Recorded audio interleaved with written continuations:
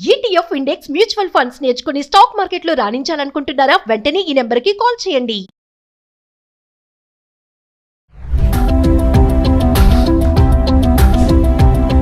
నమస్తే, welcome back to Suman TV. ఈ రోజుల్లో బంగారంపై రుణాలు తీసుకునే వారి సంఖ్య సామాన్యుల్లో బాగానే పెరిగిపోతుంది. రోజు రోజుకు బంగారం ధర పెరుగుతుండటంతో దీంతో లోన్ తీసుకునే వాళ్ళ సంఖ్య కూడా పెరుగుతూనే ఉంది. మరి ఇతర లోన్లతో పాటు పోలిస్తే బంగారం పైన లోన్ తీసుకుంటే వడ్డీ రేటు తగ్గుతుందని నిపుణులు చెప్తున్నారు. దీనిపైన మరింత సమాచారం అందించడానికి అనలిస్ట్ మందల కృష్ణారెడ్డి గారు ఉన్నారు. సుమన్ టీవీ ప్రేక్షకులకు నమస్కారం. గోల్డ్ లోన్ తీసుకుంటున్నారా? అయితే ఒకసారి పూర్తి వివరాలు మీరు తెలుసుకోండి. ఇప్పుడు అనేక రకాలుగా మార్కెట్లో అనేక రకాల లోన్స్ ఉన్నప్పటికీ అతి తక్కువ వడ్డీ రేటుకు లభించేటువంటి లోన్ ఏదైతే ఉందో అది గోల్డ్ లోన్ మాత్రమే. Compare to any other loan కంపల్సరిగా ఇంతకన్నా తక్కువగా ఏ లోన్ మనకు దొరకదు. రెండోది, రోజు రోజుకి బంగారం రేటు విపరీతంగా పెరిగిపోతుంది కాబట్టి ఈ లోన్లు తీసుకునే వాళ్ళ సంఖ్య కూడా పెరుగుతోంది. ఒక రకంగా గత సంవత్సరానికి ఈ సంవత్సరానికి మనం పోల్చినట్టయితే 26% గోల్డ్ లోన్ తీసుకునే వాళ్ళ సంఖ్య పెరిగింది. ఇది పెరుగుదలను సూచిస్తోంది. బహుశా ఈ సంవత్సరం ఫలితాలు ఇంతకన్నా చాలా ఎక్కువగా ఉంటాయని అనిపిస్తోంది.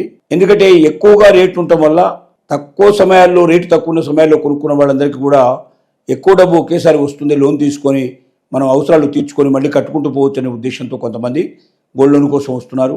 కొంతమంది ఇప్పుడు దాన్ని బయట అమ్మేదానికన్నా లోనుగా తీసుకుంటే మళ్ళీ ఎప్పుడో ఒకసారి మనం దాన్ని కట్టేసి వెనక్కి తీసుకోవచ్చు, ఇంకా రేటు పెరుగుతుంది బాగా, అది మనకు ఒక పెద్ద అసెట్ కింద మారుతుందనే ఉద్దేశంతో కొంతమంది పనిచేస్తున్నారు. కానీ విచిత్రం ఏంటంటే గోల్డ్ లోన్ గతంలో తీసుకున్న వాళ్ళలో 30% మంది డబ్బులు తిరిగి చెల్లించకుండా ఎగవేతకు పాల్పడ్డారు. ఇది చాలా కష్టమైన విషయం. అంటే అనొచ్చు, మీరు మన దగ్గర గోల్డ్ ఉంది కదా అమ్మేయచ్చు కదని. ఆ అమ్మకానికి కూడా పెద్ద ప్రాసెస్ ఉంటుంది. దానికి నోటీసులు జారీ చేయాల్సి ఉంటుంది, వేలంపాట వేయాల్సి ఉంటుంది, ఆ ఆక్షన్లో పాడి వచ్చిన డబ్బు తీసుకోవాల్సి ఉంటుంది. ఇదంతా చేయాలంటే చాలా టైం పడుతుంది. దీంట్లో ఒక్కోసారి లాభపడవచ్చు, ఒకసారి నష్టపడే అవకాశాలు ఉన్నాయి. రకరకాలుగా జరుగుతుంది. దీనికే ఇప్పుడు బ్యాంకులు ఏం నిర్ణయించాయంటే ప్రతి నెల వడ్డీ వసూలు చేయాలని డిసైడ్ చేసుకున్నాయి. అంటే ఇంతకుముందు సంవత్సరానికి ఒకసారో లేదా మొత్తం టోటల్గా గోల్డ్ లోన్ అంతా తిరిగి చెల్లించినప్పుడు వడ్డీతో సహా తీసుకునేవి. అలా చేయడం వల్ల ఏమవుతుందంటే సంవత్సరం, 2 సంవత్సరాలు, 3 సంవత్సరాలు వదిలిన తర్వాత ఎప్పుడో వాడి దగ్గర డబ్బులు తీసుకుంటే ఆ డబ్బులు ఇవ్వలేని పరిస్థితిలో ఉండి చాలామంది అసలు డబ్బులు, వడ్డీ డబ్బులు కూడా మొత్తం ఎగ్గొట్టి వెళ్ళిపోతున్నారు. అప్పుడు గోల్డ్ని మనం వేలం వేసినా కూడా అప్పటి రేట్ల ప్రకారంగా ఇచ్చినటువంటి లోను ప్లస్ వడ్డీ 2 కలుపుకుంటే అది బ్యాంకులకే నష్టమయ్యే పరిస్థితి ఏర్పడుతుంది. ఖర్చులు అవన్నీ కూడా కలుపుకుంటే ఇప్పుడుగా జరుగుతుంది. వీటికన్నా మొదటి నెల నుంచి వడ్డీ వసూలు చేయడం మొదలు పెడితే ఎవరైతే వడ్డీ సక్రమంగా కడుతున్నారో వాళ్ళు ఖచ్చితంగా అసలు కూడా కట్టి తీసుకుంటారనే నమ్మకం, విశ్వాసం పెరుగుతుంది. అలా కాకుండా వారు మొదట్లోనే మంత్లీ ఇచ్చేటువంటి వడ్డీనే ఎగ్గొట్టడం మొదలుపెట్టారంటే వాళ్ళని అనుమానించి వాళ్ళ దగ్గర నుంచి మొత్తం రికవర్ చేసి వాళ్ళ గోల్డ్ వాళ్ళకి ఇచ్చేసి మా లోన్ మొత్తం అమౌంట్ మాకు కట్టండి అని చెప్పి కూడా డిమాండ్ చేయడానికి అవకాశాలు ఉంటాయి. ఇది ఒక మంచి అవకాశం బ్యాంకులకి. రెండోది, రిజర్వ్ బ్యాంక్ ఆఫ్ ఇండియా చేసిన కొత్త నిర్ణయాల ప్రకారంగా ఇంతకుముందు గతంలో 2-3 సంవత్సరాల వరకు కూడా ఎంత కావాలంటే అంత లోన్ తీసుకున్న తర్వాత బంగారాన్ని విడిపించుకోకపోయినా ఇబ్బంది లేకుండా ఉండేది. దానివల్ల ఏంటంటే చాలామంది ఈ దేశం విడిచిపెట్టి వేరే దేశానికి వెళ్ళిన వాళ్ళు కానీ లేకపోతే చనిపోయిన వాళ్ళు కానీ ఇలాంటి వాళ్ళు ఎవరు కూడా దాన్ని తీసుకోవడానికి ముందుకు వచ్చేవాళ్ళు కారు. దానివల్ల కొన్నిసార్లు బ్యాంకులకు లాభాలు వచ్చాయి, కొన్నిసార్లు నష్టాలు కూడా జరిగాయి. అలా కాకుండా ఇప్పుడు ఏం చేస్తున్నారంటే సంవత్సరానికి ఒక్కసారి మొత్తం డబ్బులు కట్టేసి బ్యాంకులో ఉన్నటువంటి మొత్తం బంగారం బయటికి తీసుకొని మళ్ళీ కావాలంటే కొత్తగా డిపాజిట్ చేసి మళ్ళీ కొత్తగా లోన్ తీసుకోవచ్చు. కానీ కంటిన్యూస్గా మాత్రం సంవత్సరం తర్వాత ఎవరు బంగారం కూడా అక్కడ ఉంచడానికి వీల్లేదు.